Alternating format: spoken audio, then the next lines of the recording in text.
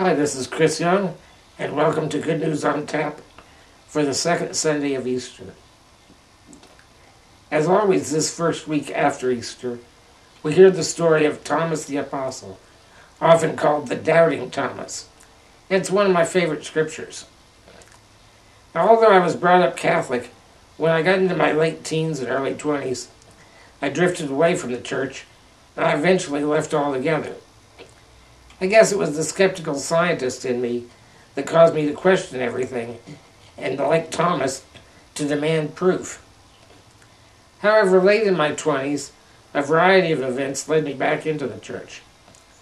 One of them was I attended an Easter Vigil service in which a number of adults were being baptized, confirmed, and received their first communion.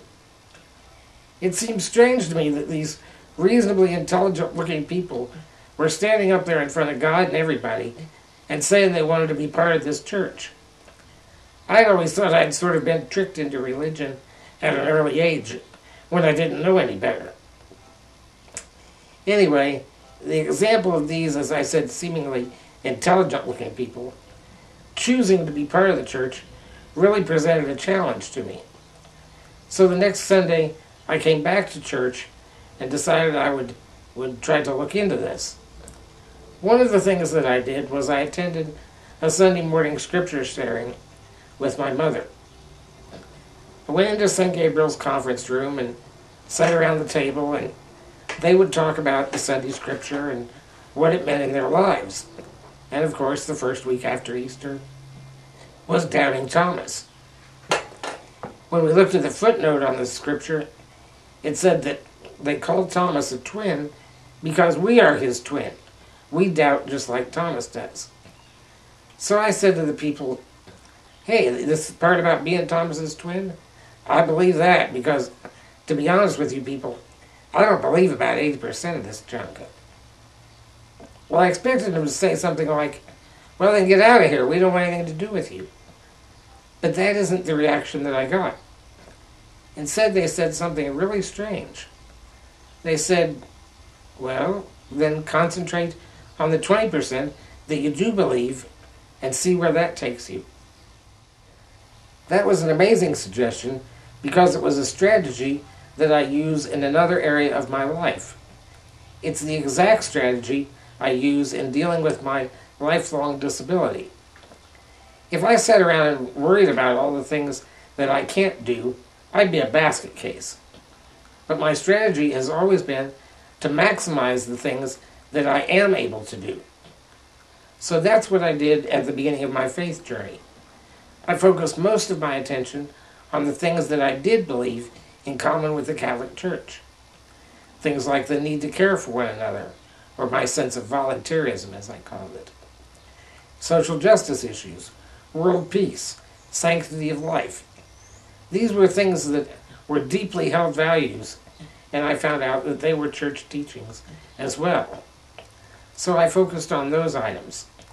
I made a list of church teachings that I didn't really disbelieve, but I sort of had my doubts.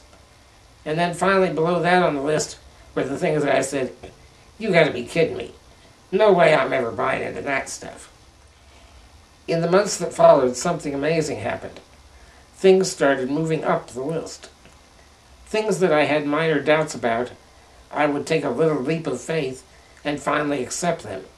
And that moved everything else up the list a notch. Things that I had serious doubts about gradually became minor doubts. And then the no way, never items gradually moved up the list into doubts rather than total disbelief.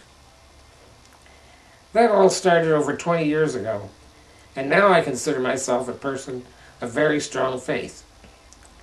Can I honestly look straight into the camera and tell you that I believe absolutely 100% everything the church expects me to believe, with no doubts whatsoever? Of course not. But I can tell you that although some doubts persist, I can no longer say with certainty that there are areas that I totally disbelieve. I either believe it, or I'm open to the possibility that it could be true, that the church could be right.